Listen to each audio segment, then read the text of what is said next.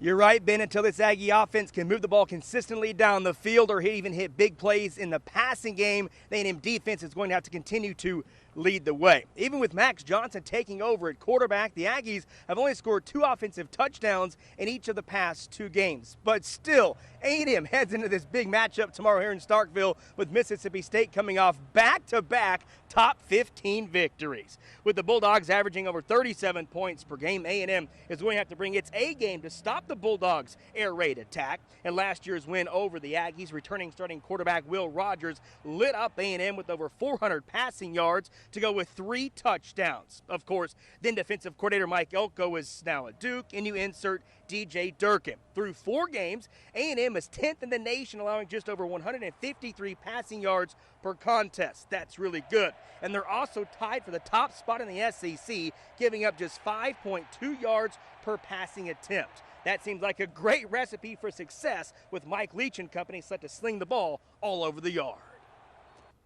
We already got our minds on it, so it really shouldn't be that hard because we always talk about players starting up the receivers because they know all they do is throw the ball a lot. So we just gotta make sure we plaster. We know if you make plays, we're gonna get paid.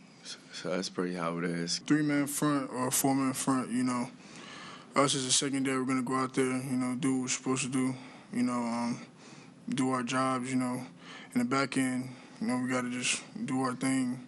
Rely on each other. Offensively, what Mike does, he's going to throw the football, mix it. You're going to have to give him different looks, different packages. The things he does, he can zero in.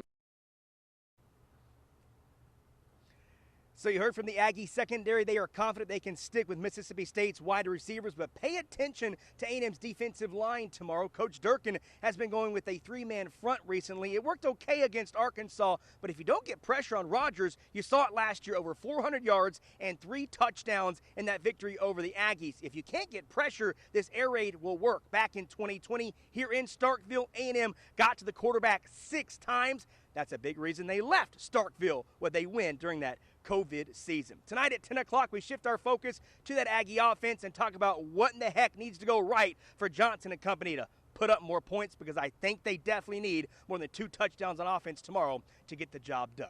For now, though, reporting with the Aggies in Starkville, Mississippi, Justin Woodard, KAG Sports.